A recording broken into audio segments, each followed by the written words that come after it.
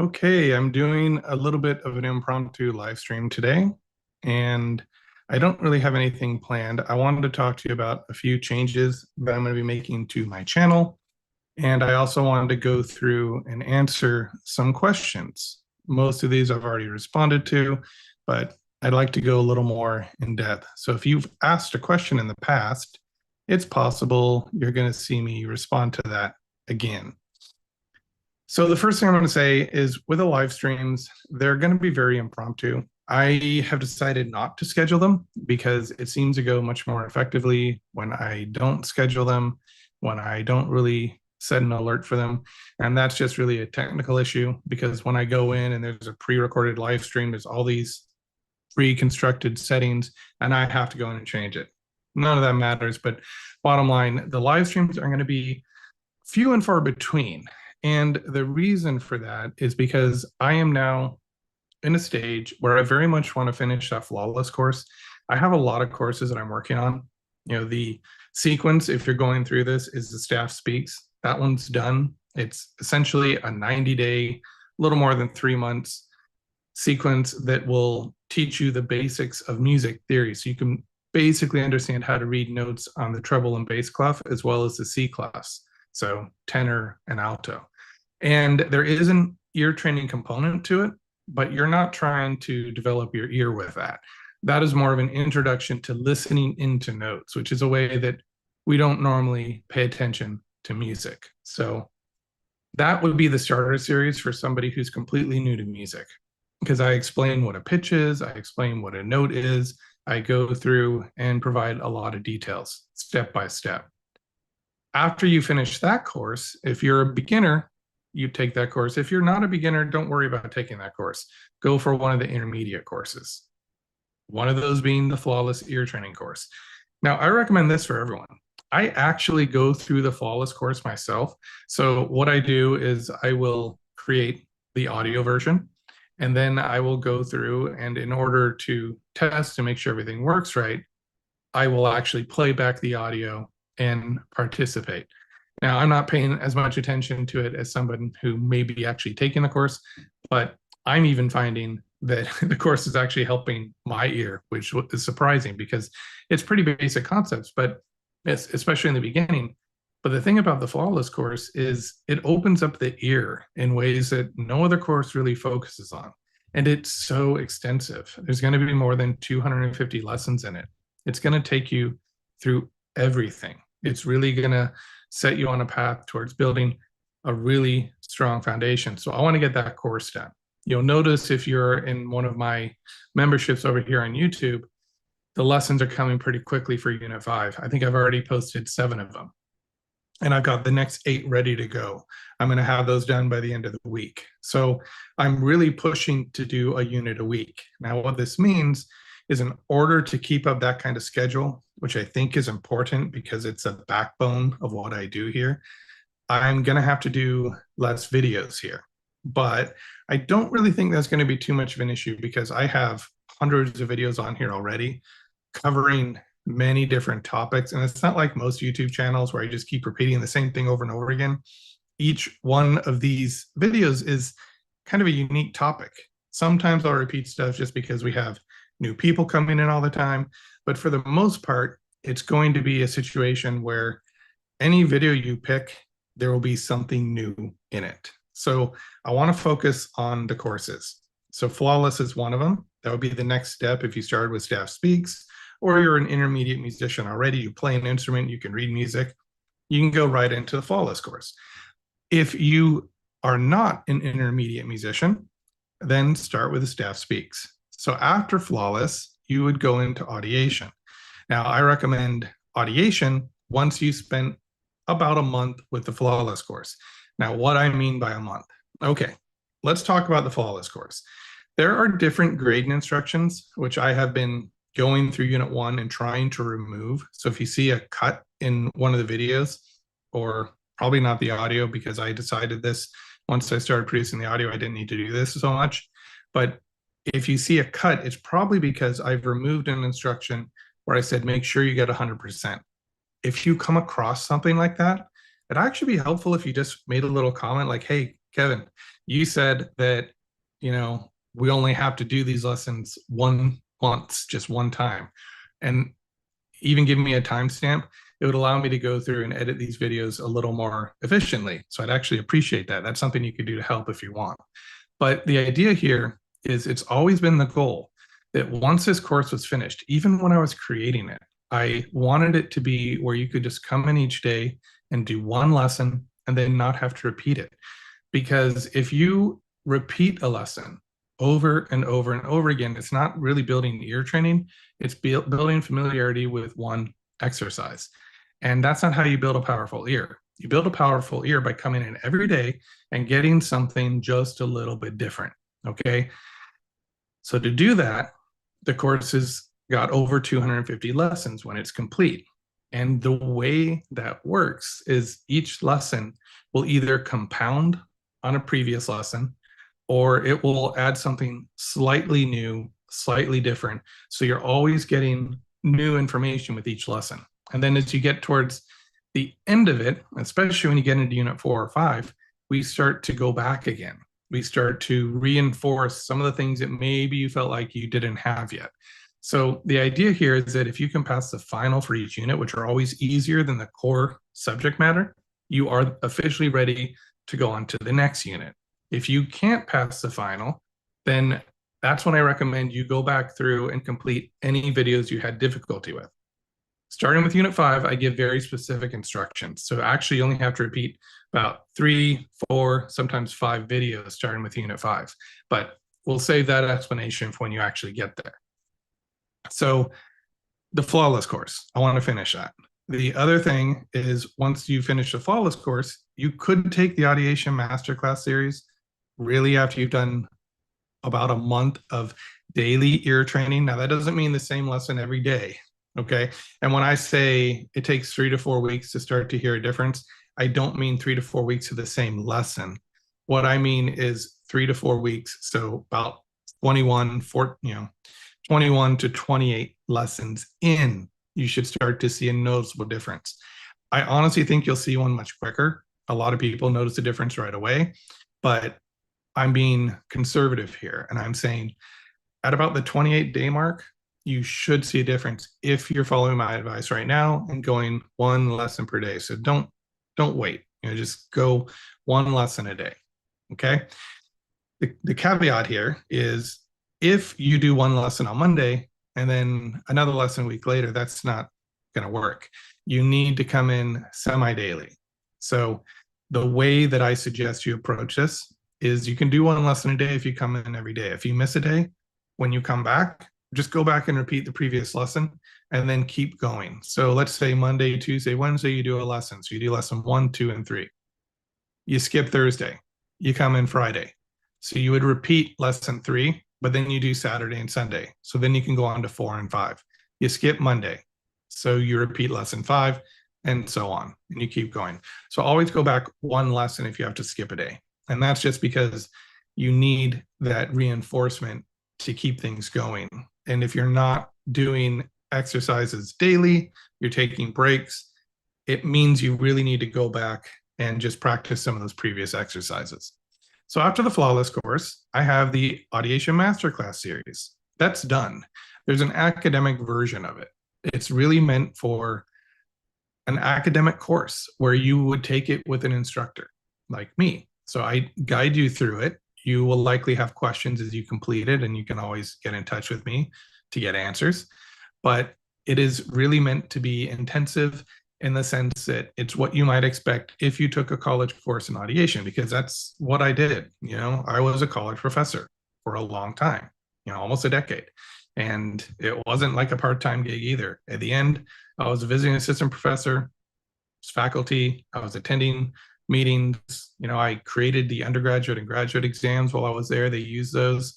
And then I think once I left, they no longer knew how to use them, or something happened with that, and they had to find another way to do it. But they used my entrance exams, and I taught everything from the undergraduate to graduate level. So my audiation course is based on my experience teaching, right? So it is a college level course. Don't recommend you take that though. So going from there, and I'll explain why in a minute, I have my form and analysis course. Actually, before form analysis, you have Counterpoint. My Counterpoint course is also an academic course. I don't recommend you take it unless you're a composer. And usually you take Counterpoint along with an instructor because you really need an instructor. Even with the comprehensive Counterpoint course that I've created, you still need an instructor to grade your Counterpoint assignments and teach you what Counterpoint actually is. So there's a big misconception about Counterpoint.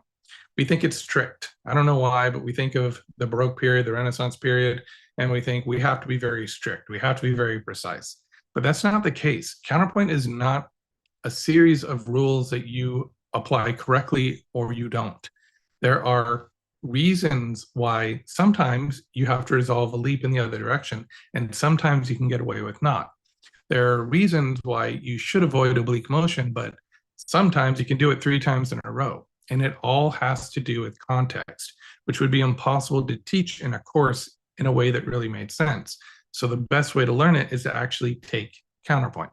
So that one's really reserved for my composition students, or if you're taking theory lessons with me independently. I mean, I've had theory professors at other universities take my course. I had recently a graduate student who was very smart, took the course for college credit for a master's program. So that's what these courses are for, the advanced ones, beyond flawless. When you get into audiation, counterpoint, form, and analysis, those are all sequence courses. You go from audiation, where you learn to trust your inner ear. Then you go into counterpoint, where you start to compose multiple independent lines that create harmony. And then from there, you go into form and analysis.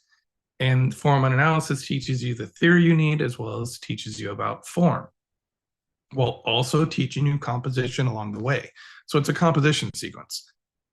So why I did this, number one, was because, like I said, I taught at university and I taught 74 courses while I was there, over 1,400 students.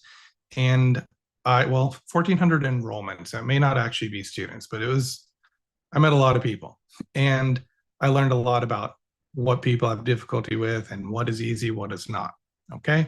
So the form and analysis course was also designed for composers. The way I'm teaching it, even though it's an academic approach, I've changed the viewpoint. So it's for performers who want to know how to interpret form, and it's for composers who want to create forms. So during all these courses, you're actually composing along the way. And you're using audiation to do the counterpoint and to compose your pieces in form and analysis. So this is what it brings me to today. Really, if you are somebody who just wants to develop skill, don't take my audiation masterclass. Don't take my counterpoint course. Don't take my form analysis. I know I am eliminating a lot of people by saying this, and that's not great for business, right? But it's the truth. These are not the courses you're looking for. Flawless is, Staff Speaks is.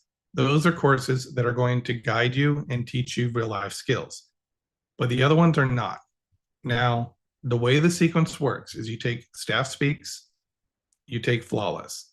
After Flawless, if you're just trying to develop skill, this ability to audiate, this ability to compose and hear things in your mind, then once you've taken Flawless for a couple weeks, you can go ahead and take the composing hour. This is the inner ear training course. The first year teaches you audiation. It teaches you to hear 1 and then 2 lines. And we don't skip any steps, because here's what happens. This is what I discovered in the university. You have a 14-week course. The students come out of it, they know everything. They take a break, they come back, they've forgotten everything. But now we have to go to level 2, music theory 1, music theory 2, that sort of thing. And I'm convinced it's because we teach it so quickly. And when you teach it so quickly, you have to skip steps. So what the composing hour does, it's a 52-week, 1-week course. You get a new lesson every week. There's an introduction, and then there's a 40-minute exercise session that's guided. You just follow along and listen. And then after that, you also have a 7-minute session for days when you're too busy to do the full 40-minute session. And you get a new one each week. You don't aim for perfection. You just do the lessons at least once a week, 40-minute at least once, 7-minute at least once, and then you get the new one. So you're getting constant new stimuli, kind of like with the Flawless course. But it's different because we start by teaching you to hear individual pitches, and then individual melodic lines. We increase your musical memory.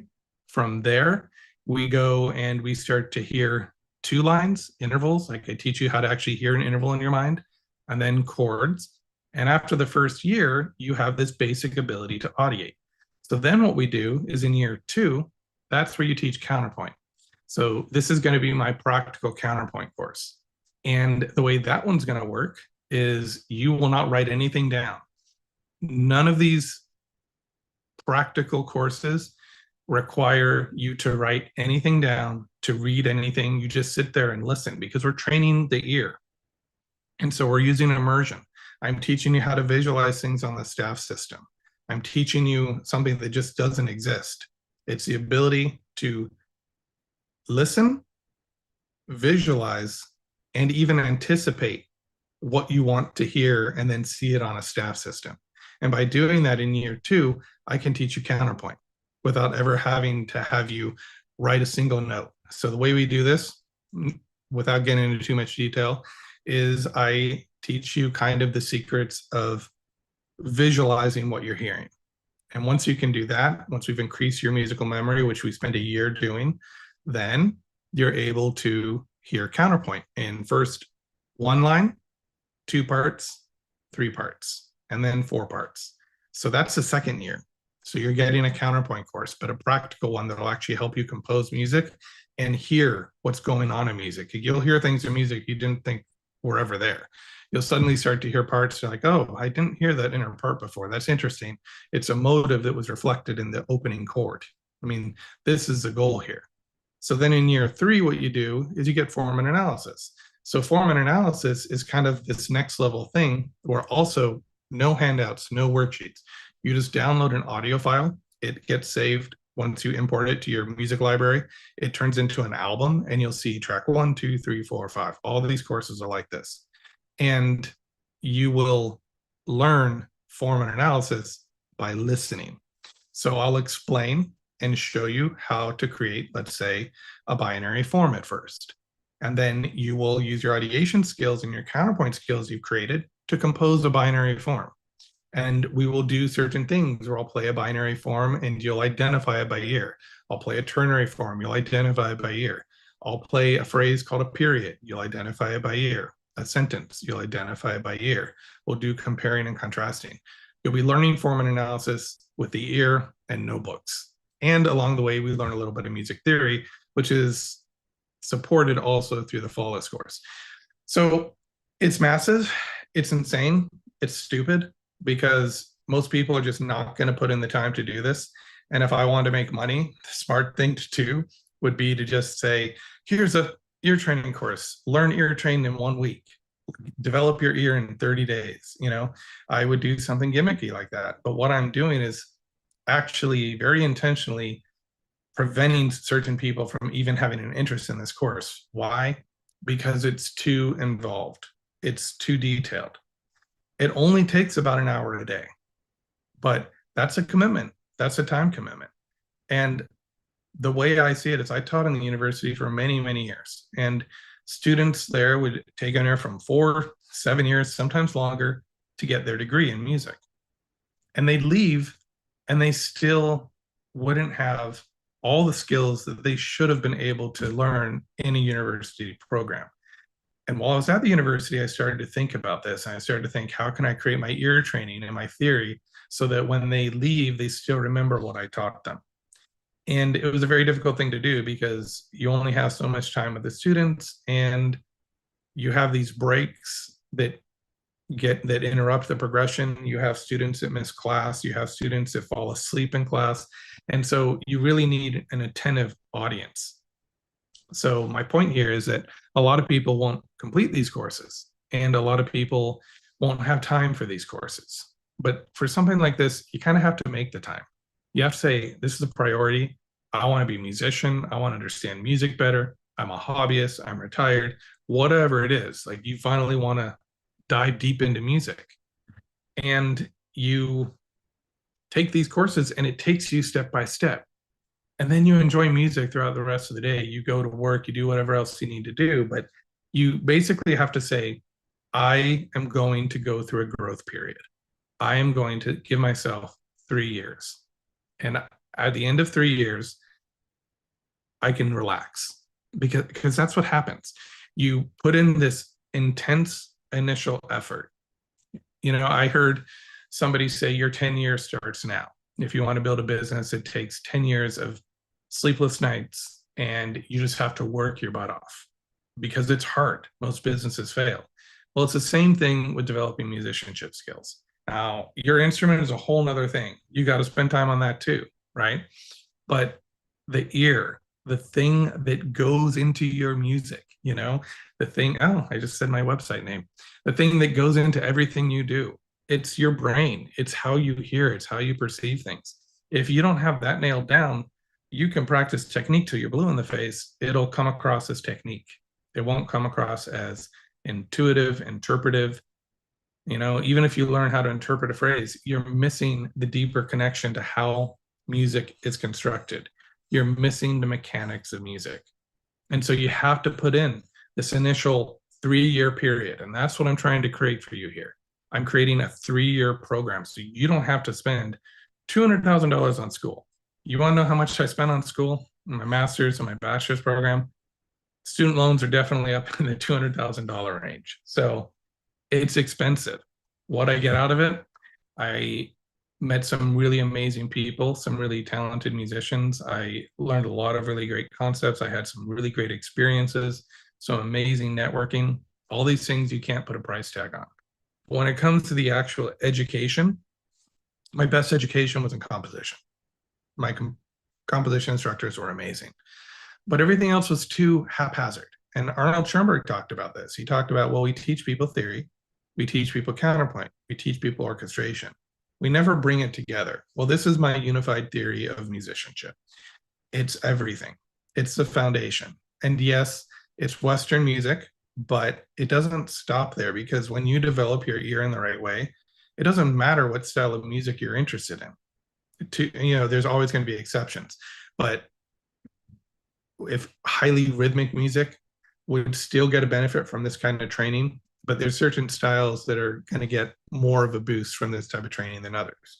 But if you basically play an instrument that's melodic, that uses pitch, that uses even microtones, then this is the kind of sequence that's going to help you hear things more clearly. Okay? So you got to start. You got to start your program. You got to say, this is my 3 years. This is my 3-year growth period. I'm going to develop my ear. I'm going to do whatever it takes. I'm going to sleep 1 hour less a night, which I don't recommend. Maybe cut out Netflix or something. Try and find other ways. Try and not skimp on the sleep because sleep is important for attention and learning. Okay.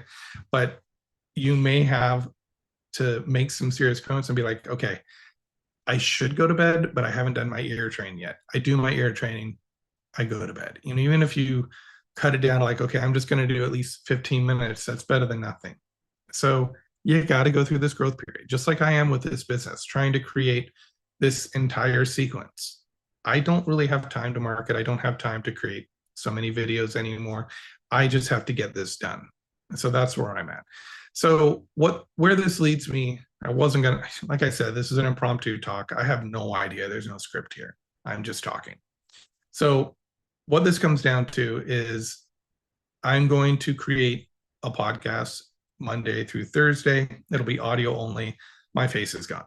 Reason for that is a podcast. If any of you have created videos, even just a simple video where I'm sitting here talking like this, live streams are the easiest ones in the world because once it's done, it's done. There's no editing, no cutting. Whatever you said is out there forever. Okay. So that's easy. But if you're creating videos and then uploading them, a single video I've had videos that were like 50 gigabytes. Okay. So I started uploading it. I'm like, okay, this will be done by tomorrow morning. Nope. So then you figure out, okay, I can use a different format. Okay. Well, now I have to go through and I have to process this different format. Okay. Well, Final Cut's working on that. That's what I use, by the way. I use Final Cut. And I'll come back 3 hours later. Okay, it's done. So then you upload it. It's just this massive process. So videos take a lot of time. So because of that, I'm just going to start posting 1 video a week, but I'm going to start doing my podcast, which is audio only. I can do that in 30 minutes, cut and print. And these are not edited. That's partly because I think that when you edit a video, you take out something authentic from it. It sounds scripted. It's scatterbrained. It's not real. I think there's so much in this world that is not real right now that it's just nice to have some things where you can come in and it's just me talking to you. I'm just telling you what's on my mind. I'm talking to you. If there's comments, by the way, I'm not watching them right now. Okay. I have learned that I cannot do two things at once. I cannot both talk and read the comments because I just get distracted and I'm not giving them my full attention anyway. So I think what I will do is if there are any comments, I'll just check before I leave and I'll go through and maybe respond to the ones that need to be responded to. But I will read your comments. So I appreciate it if you are commenting. All right. So podcast Monday through Thursday, you can get it pretty much anywhere podcasts are offered. iTunes, I think Spotify. You can go over to my website, click join the hike, and you'll be able to see all the ways that I communicate with you. I have a blog, which I'm not really updating right now, but I would like to start updating that maybe once a month at this point, because I don't like to use AI. I don't use AI to create things. I will use AI though. And the way I use it is after I finish something, like let's say I've created a new unit for the Flawless course, I'll run it through AI, which is actually a very complex thing to do because it's music and it doesn't really read music. You have to explain everything you're doing. And I'll ask about the pacing and things like that. And this is actually why, and this is weird. So I create the units first, I do everything, I record them, but then I just get kind of a second check before I finish a unit to see if there's anything I need to polish. And I'll run it through AI to see if it catches anything. And one of the things that surprised me was my unit 5 course for Flawless. It follows the golden mean, the golden ratio. And that was surprising because I didn't do it intentionally, but it means a lot. It means that I'm starting out slow, I'm escalating at a pinnacle, and then the more difficult stuff is saved kind of like for after a warm-up. So I thought that was kind of interesting. So we're going to have these podcasts Monday through Thursday, and then a weekly video, and then the random short. And that's pretty much what I'm going to be doing. So I'm going to respond to some comments here.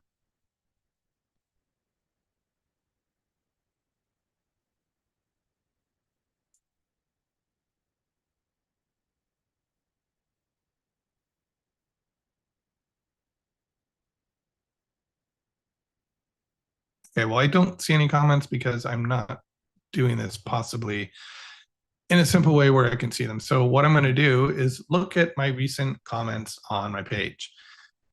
So Peter L77, he's taking my Flawless course right now. So I gave him some dictation listening tips in one of the videos. It was 3.12 Flawless Ear Training Unit 3, Lesson 12, dealing with F sharp major. He said they're very helpful and interesting. And as a side note, in the first example, the perfect fourth between the C and F really stood out the most to me, even though there was a D and an E between them. Yeah, that's one of the things that is important about the way I teach the Flawless course, is we're focusing on specific intervals. You'll hear the other notes, but what you should notice, he's in unit 3 at this point, what you should notice is that they start to pop out at you. The fourth pops out, the fifth pops out.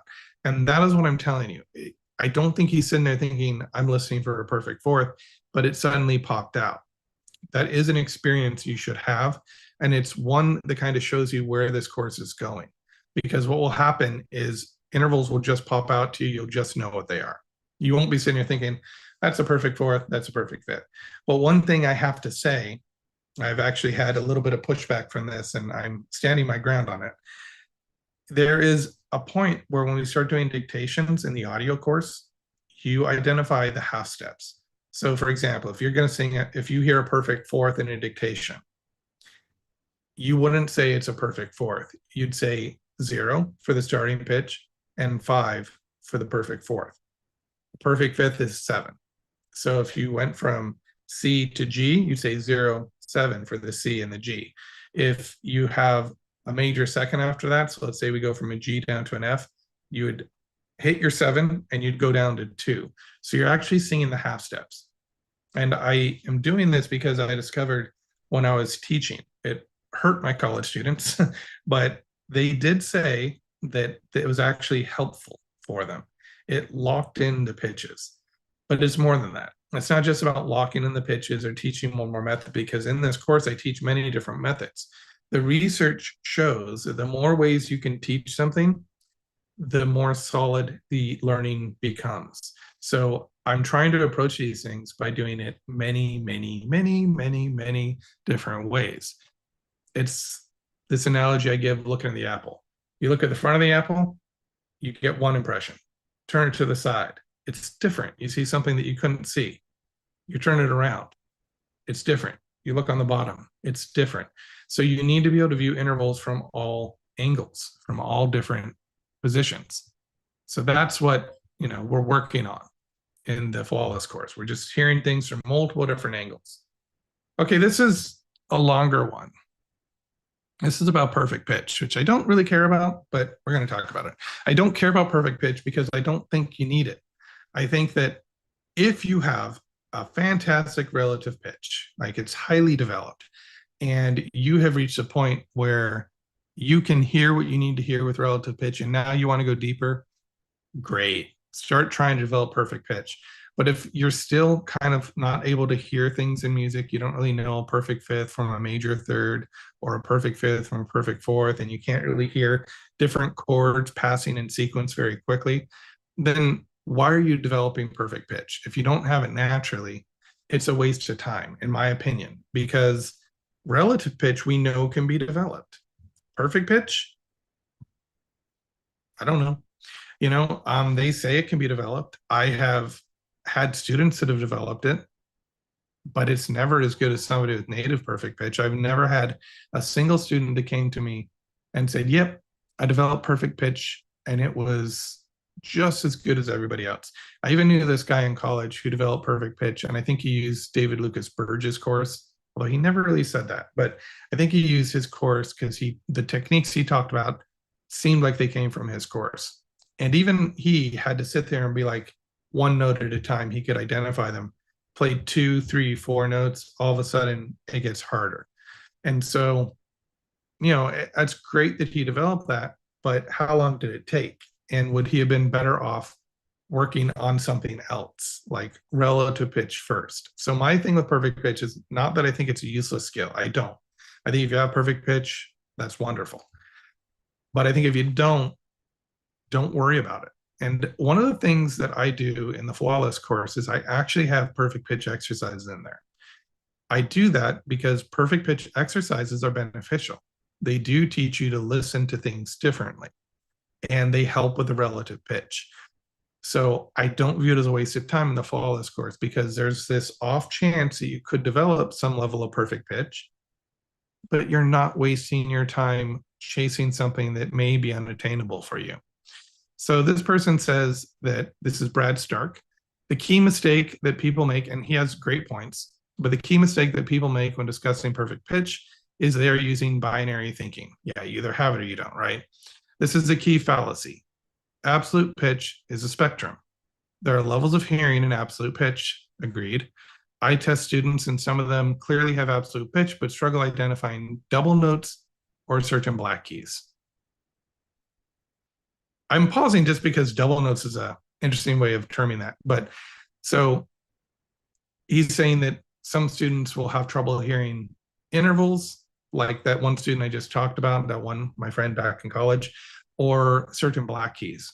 That's something that another subscriber here was talking about, how you could hear all the diatonic notes, but the black keys were throwing him. So I think that's probably true as well. This is simply because it's a spectrum of ability, so he goes on, that can be improved like relative pitch. I agree with that. But again, if you don't already have a really good relative pitch, why spend all that time on perfect pitch? We only have so much time. And I could be wrong. This is just how I feel about it, right? Maybe you agree, maybe you don't. Let me know. We don't say someone has or doesn't have relative pitch. It's also a spectrum of ability. I kind of do. I definitely say to students, you don't have any relative pitch training. They don't have relative pitch. If they can't hear if a note's going up or down, there is no relative pitch. And I've come across that.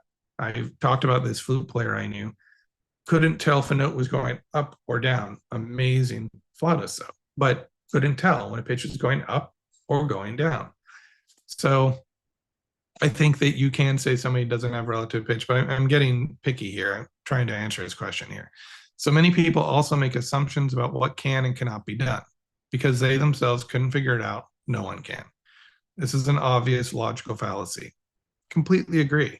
I think when I was doing the 30-day perfect pitch experiment, I was making it clear that just because I can't do this or I can't develop it doesn't mean you can't.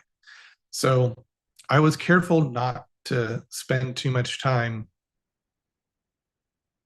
promising things or saying, if I can hear this, you can hear it, or if I can't, you can't. And I said that in the beginning. This is just my experiment, And so the idea behind it was, if I could develop perfect pitch, then it can be developed. That's it. That doesn't mean everybody can develop it, but it means that there is the possibility that through training you could develop it. At least one person, me, did it. And I did it live so you could see what I did every day. It was quite intense. So she continues, part of the reason these myths about absolute pitch persist is precisely because you can only experience your own perspective as a listener. You don't know how others hear. You can test, but you cannot experience it for yourself. Science also has limitations, and this is one of them. Yeah, well, it's true that you don't know how others hear, but you can definitely try. You can definitely get some answers from someone. And I mean, I did that with all my students that had perfect pitch in the university. I would ask them what they hear. I did it for people that didn't have perfect pitch too. I would try and understand how they're perceiving things. And over time, you do begin to see trends and errors in thinking, like errors in processing. Like, this is why they're not hearing the fourth or fifth. They're doing this. It's preventing them. It's putting up a wall between them and the fifth. And I'm not giving specific examples because every person's different. But I think he's right. You can test, but you cannot experience how they hear it for themselves. That I would agree with that. So he makes an analogy. Just because you're a pianist doesn't make you a professional. It does mean you have some ability to play the instrument, but we cannot say you cannot play the piano. This is a spectrum of ability. When we use language, we have to be precise. Yeah, we have to be precise, but even when you're precise, misunderstandings happen. So here's the truth, and many will not agree, but it is true. Absolute pitch is an innate ability that everyone right now has. For most, it is just at a level of perception of being so subtle that people don't even notice it is there. The ear is not conditioned enough to hear these subtleties. That is the truth about absolute pitch. And I know this because I experienced this for myself. I developed absolute pitch as an adult. Okay, well, and I said this in the comments, and I don't want to harp on this, but again, that's one person's experience, right? Just because you can doesn't mean everyone can. And it was the thing that I was trying to be kind of careful about in my 30-day experiment by saying, look, even if I can or cannot, it doesn't mean you can or cannot. But it means that I did it, And so this is kind of how things work, right? If I do it using a system, and then I have you do it, and you're able to do it, and then you have your friend do it, they can't do it, but their friend has someone else do it, they can do it. When you start to get enough people that score above chance, where there's something to this method, then all of a sudden you can say these techniques work, perfect pitch can be developed. But yeah, one person's experience, we don't know what's going on there. We have no idea what's going on. We don't know if this person has developed what they think is perfect pitch, but they're actually paying attention to how it feels, in their face. Like, some people will feel a note up here, or they'll use vocal tension. There's all kinds of ways of doing it. They'll memorize a sound. They will know where the lowest note is in their register. If I talk down here, this has a certain feeling. If I talk here, this has a certain feeling. I can memorize that. And I could actually produce those pitches with enough practice. And it can become so unconscious that you don't think you're doing it, but you're actually doing it. So that's not real perfect pitch, but it might as well be, because if you have that and a really good relative pitch, then you can kind of hear anything, you know? So, I mean, I love all the thoughts here. I love the comments, and I thank him for actually posting this, because it was a really well thought out response. And I can't really say he's wrong about anything. I just have a different opinion about some things. So I think that perfect pitch is very difficult to develop.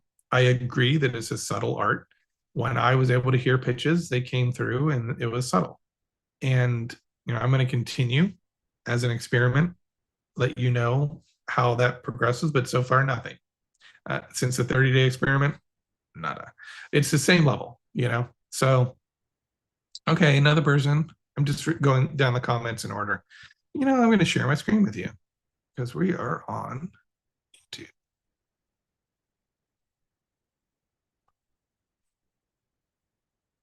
Okay, this student, well, subscriber, maybe not. Maybe somebody just found my channel. Has anyone actually managed to develop a good ear using Kevin's exercises? Sorry, I'm a beginner, but I notice his approach is different from what is usually taught in music schools. Well, I did teach in a music school where they use movable do and work with stepwise motion. I'm wondering why that is.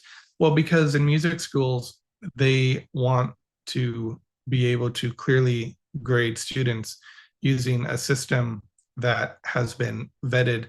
It's something called curriculum review, and it is very hard to get anything new introduced. I've actually been told with some of the experimental techniques, it's great, use those in your classes, but remember, this is what we teach here. And it's important to do that because you have to be on the same page. All the instructors, all the faculty have to teach the same thing. So if Kevin's over here teaching angular melodies and having you identify perfect fifths and melodies instead of stepwise motion, then they go into theory 2 and all of a sudden it's all stepwise motion. They learn something completely different. The classes aren't compatible. So in a music school and in a university in general, there's this thing called curriculum review. It's a whole process. Things have to be vetted. All the faculty have to agree. And they don't just agree with each other, they agree with what the National Association of Schools of Music and other accreditation authorities will do. When I was applying to one position where they wanted to hire me because they needed to get accredited, and so I broke down kind of the process for it. But the idea here is that accreditation, giving students a fairly conservative approach that other schools are doing. So if they transfer to another theory program, it matches what they're learning. This is really important in a college. This is how you get accreditation. You can't have some avant-garde method, even if it works, be taught at one university and not the other. The accreditation authorities will say, yep, not meeting their requirements. So we do take a conservative approach. But within that approach, we're able to do certain things. We're able to be creative as long as we meet the standards. And this is why graduate level courses, those don't usually require any type of accreditation. The instructor can kind of profess. That's what professors do. It's a difference between being a professor and a teacher. A teacher shows you how, a professor just tells you, just talks. And you may notice if you go to college, some professors will talk about their home life or business experiences or things like this. And if the students don't interrupt them and ask questions, well, that's what the professor is there to do, is to profess. So you kind of have to guide those professors and say, I have a question about the content. They'll love it. It shows that you actually read it, but the material, but they don't necessarily teach you like they do in high school. So the thing about this course is it is based on what I firmly believe works. It is based off, don't skip any steps. Let's reinforce, reinforce, reinforce. So if you're learning the perfect fifth and the perfect fourth, which is what I do in the beginning, and all your melodies are stepwise, what's the point? It goes back to this comment up here. Here we go. Peter, he heard the perfect fourth between the C and the F. Yeah, unit 3, it's more stepwise. So that's exactly right. Why is he able to do that? He's able to do that because of the way that I taught the perfect fourth and the perfect fifth. It sticks out now. And when you go through this course, everything else is going to pop out like that too. So traditional ear training won't teach this. Traditional ear training, this is why people say interval training doesn't work, because it doesn't. Interval training does not work as effectively as a tonal based system or any of the other systems that are a little bit more creative. But I believe that my system works better than all of those because it incorporates aspects of that, but in a way where you constantly reinforce. You have to know the perfect fourth as if I'm looking at the front of my hand, the back of my hand, I don't know, whatever the expression is, right? You have to know it as well as you can explain that red is a color red. You know what red is. And when you can do that, then you can hear almost anything. So it says taught in music schools. I don't know what music schools we're referring to, because usually conservatories and colleges, community colleges, tend to teach movable do. Universities and conservatories tend to teach fixed do. Now, I personally think that movable do is absolutely great. It goes back to tonal training. If you teach somebody movable do, you teach them tonal training. That's great. You teach them where C is and how all the other notes react to C. That is a very quick way of teaching, and it's great for younger kids. And so I would tell this to the students in the university too. I'd say movable do is great if you're teaching in high school or lower. But the moment you get to the college level and you want to take the ear to the next level, you have to learn relationships in a different way. Not all music is going to be based on a tonal center. When a music modulates, I've had discussions about this before on this channel. When music modulates, what do? Do you hear that I went from A major to D minor? Can you tell that I went from A to D? Could you sense that perfect fourth relationship? Or does it take you a second? Because you know where A is in a tonal context, but when you suddenly switch keys, you lose it.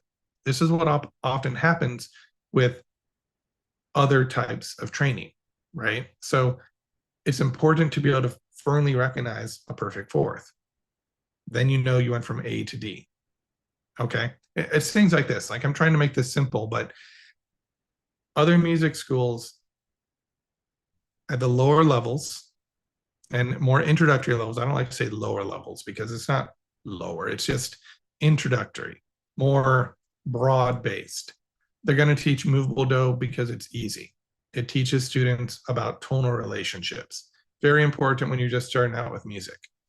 But then at the university level, you start to get into atonality, you start to get into key changes, you start to get into real music. That doesn't play nice with movable do. So stepwise motion, again, is another thing where it's easy to teach stepwise motion. You can see progress, but it harms your progress later, in my opinion. If we just taught, this is a fifth, this is a fourth, this is a third, perfect fifth, perfect fourth, major third, minor third, then when students got older, they'd actually be able to recognize those, because we're taking the most formative years, the years when kids can still absorb things like a sponge, and we're teaching them something that would be better taught to an adult who's just being introduced to music. So I think that it goes backwards. So, and also the quality of the recordings made listening a bit tiring. Yeah, that's fine. That's fair. The early Unit 1 recordings, I did go through and I fixed a lot of them, but I've asked other students who have taken the course, they don't care. The ones that have gone to Unit 2, 3, 4, they don't care about the quality. They appreciate better audio quality, but my take on that is that this is still beneficial. You don't need pristine audio quality. In fact, it's good to be able to listen past some of those artifacts to get to the root of the chord. In Unit 5, I actually start putting rain sound in there. So, I mean, if you don't like that, you probably won't like the course, and you probably shouldn't take it. But there's also bird song in there. Why? Attention restoration theory, art. This is a theory where if you start to introduce nature sounds, it helps with the learning and it helps with retention. And also it's a distraction. in order to really get into these intervals, I don't think we can have a pristine environment. That's not how music is played or performed. You've got your stand partner rustling, the squeak of the violin bow. I mean, we don't hear it in the audience, but it's there. The sound that valves make on a euphonium. It's subtle, but it's there. You have to ignore all that stuff. Your stand partner tapping, not loud enough to be heard, but just loud enough to annoy you. These are all distractions. Life isn't perfect. And when you have a pristine environment where you put on your noise canceling headphones and you listen solely to the tones, that has one particular effect, which is beneficial, but it's not a realistic effect because we rarely perform music in those kind of sterile environments. So, I mean, I don't know. I find that I don't really worry too much. If people are skeptical of the program, great. You can take it. You can take a few lessons, see if you like it. That's why on my website, I offer the ability to just buy one unit at a time. I could sell it as the entire course, but I let you take one unit at a time to see if you like the teaching style. And I think 30 days is enough to know. On YouTube, you can join my membership for like $4.99 a month. That was when I first started. I'm not changing that. It's $4.99 a month. You can go through the entire video series and see if you like it before making a commitment. So there's ways to find out if you like it. But yeah, you may have to invest some time to find out if it works for you. And I respect time. I respect that if you're going to take on a challenge, you have to put in a certain amount of effort, right? And that is time away from other things you can do. So you want the most efficient method possible. And I respect that. But where are you now? Where did you come from? How many different methods have you tried? If you're still looking, you haven't found the thing that works yet. So maybe take advantage of this real low entry option through YouTube or through my website. See if it works for you, because if it does, what could it change for you? I mean, honestly, this isn't some salesy gimmick or anything. Like, honestly, what would it change for you if you finally fixed your ear?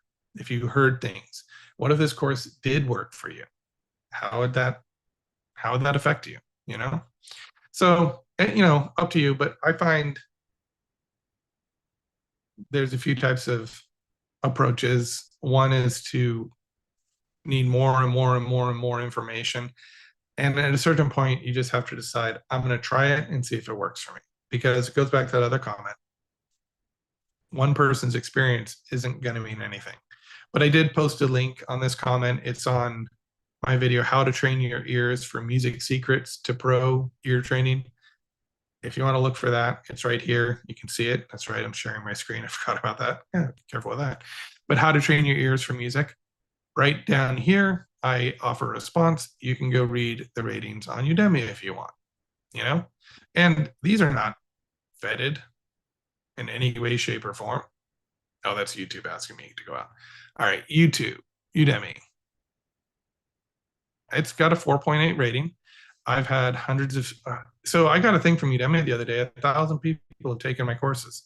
And really, I just offer Flawless. So that's like 1,000 people have taken Flawless. But here are the comments. Great course with a real clear step to learning curve. Everything's explained in detail with clarity. Makes you confident with its time investment.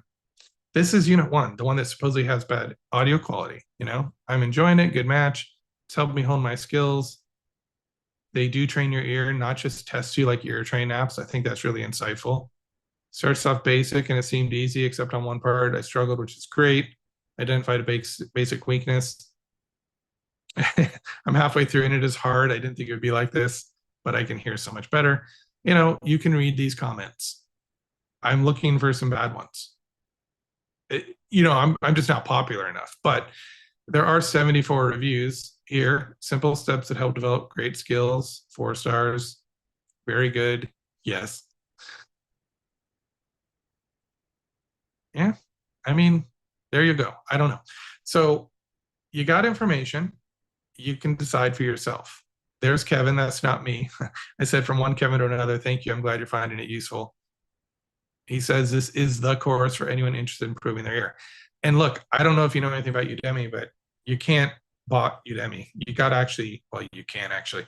I've had Russian bots actually download and then post the content out elsewhere. That's why I don't offer it on Udemy past level one anymore, because I put so much work into this.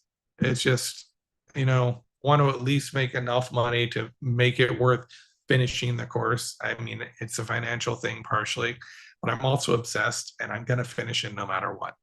So there's that. Okay. So, I mean, go read the reviews, make a decision, do what you want. So you're training 9,000. Yeah. So I did a drone. He liked the drone. There was on my other channel, Musical Brainstorms. Maybe one day I'll do something with that if I have time.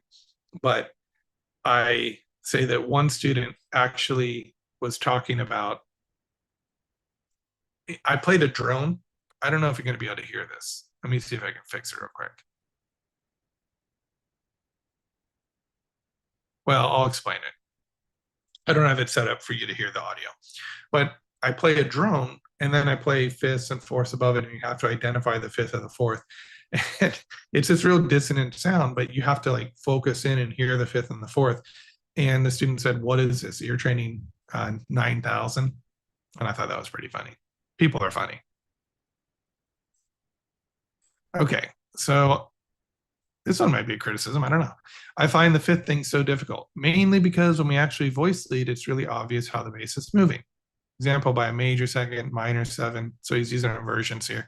But when every chord is moving in parallel motion, it feels so blurry and blended. And I feel like all the overtones throw me off and I can't hear the bass moving anymore. My ears hearing the fifth above the bass note as the bass note. Finding this very frustrating. I'm not going to lie. Well, it should be frustrating. I mean, I'm not going to lie either. Ear training's not easy. And the thing about it, though, is you don't have to get caught up. Now, when I initially, as I talked about in the beginning, when I initially created this course, you had to get like one wrong. And that was because it was taking me a while to post the lesson. So rather than just take a lesson and stop for a week, I recommended basically keep going till you get 100%. That way I could get ahead of the students a little bit and they could have a seamless transition. That was the idea. So now when you get to this, you take it and you're like, okay, overtones threw me off. That was really difficult. Wow. But then you'll go on to 1.8, the next lesson. And all of a sudden, maybe it gets easier, maybe it gets harder. But there's a push-pull here. So you'll have a hard lesson, maybe a few hard lessons, and then you get an easy lesson where we go back and we catch the people that had trouble with a harder lesson. And then we ramp it up again. And then we go back and we keep, it's this idea of take 2 steps forward, 1 step back. That's all my courses are inspired by. There's always a point. It's not, I don't believe you learn by just constantly making it harder. You learn by doing something difficult and then going back a step. So your solution is great. You found the edge of your comfort zone. You found something that's difficult. Now you know what to focus on. And the course will fix it. You just have to keep going. But don't get frustrated. Feel the frustration. Experience the frustration. Frustration's good. It means that you are challenging yourself, but don't get hung up on it. Oh yeah, okay. So what happened to the interval or chord exercise? So again, as I was editing some of these, some sections were just so distorted. I did remove them. And so this was 9 days ago. So I don't know when I updated that video, but I have gone through and updated this. And the same person said this is an absolute excellent resource for into Harmony Review 3. That's part of my form analysis academic course. So their videos I've already created. I don't offer explanations. They just post a video so you can kind of see it. And hey, if you're going for a graduate course, you can do this Harmony Review and it's some good information. His constructive criticism is great. It'd be nice to hear the audio of the musical excerpts. Yeah, it's definitely important to hear what you're analyzing. But see, the thing is, like I explained, flawless audiation, maybe Steph speaks, flawless audiation, counterpoint, then form. You can already audiate those images, which you can't see, those chord progressions. By the time you take form and analysis, you should be able to hear them. You don't need me to play them. And I don't want to play them. I talk about that, I think, in the introduction. But the goal is you've improved your audiation and you're ready to go. Okay? All right. Oh, Unit 5's out. Oh, good. I'm glad that you're enjoying the courses. Yeah, guessing some pitches. And if you're taking staff speaks, don't worry about getting the pitches right. Again, that's a bonus. If you do it, fantastic, but don't think you have to get them right. All right. So I think we will stop reading comments there. But thank you for everybody that left comments. This is great. So I'm going to see if I can pull up this video again. My browser can't play the video, so I can't see your comments.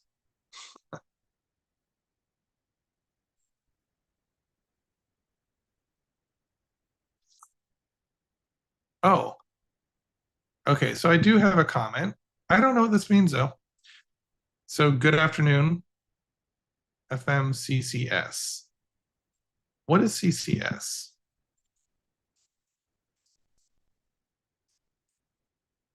Clark County School District? I don't know. Yeah, I'm not that hip. Ever since I stopped teaching the university, I don't keep track of a lot of these acronyms and things like that. So I don't know what CCS means, but good afternoon, Sitarkos. I'm glad you're here. And I'm going to end this today, but I'm just going to reiterate working on flawless. That's my priority now. Oh, Caracas. Okay. Yeah. Oh, all right. Thank you. So now I'll know. I saw you on the other live stream, actually. So thank you for joining both of these. I'm not going to say when I'm going to host these. Sometimes I might give a heads up, but it's this thing where I don't want to script anything. I don't want to prepare anything. And so if I have something to talk about, I'm just going to come on. So it'll be random times, but live streams are kind of an efficient way to put out a video for me because I just record and then it's there. I don't have to edit anything. And it is what it is, right? So I'm going to leave it at that. And, you can expect weekly videos. Go check out my podcast if you haven't already. It's Join the Hike. It's a playlist here on YouTube, but you can also go to UreMusic.com/podcast and make sure that's right. And you can check out the podcast there. There are multiple different links. So, yeah. If you go to podcast.uremusic.com, you can see all the links. So it's on Apple Music, Podbean, Spotify, Amazon Music, iHeartRadio, Player FM, Podchaser, and Boomplay. So I guess those are all the places that you can check it out. I'll just share the screen with you just so you can see it. And then that's going to be it. I'm looking around my mic and camera. Here we go. So you can listen here, Apple, Podbean, Spotify, Amazon, iHeartRadio, Player FM, Podchaser, Boomplay. And the address is podcast.uremusic.com if you want to get to this page. These are all video. It started out first season was Your Music Mentor. Now we're doing Join the Hike. So I'm having fun with that. I'm actually going to go record a few of those and I will see you when I see you.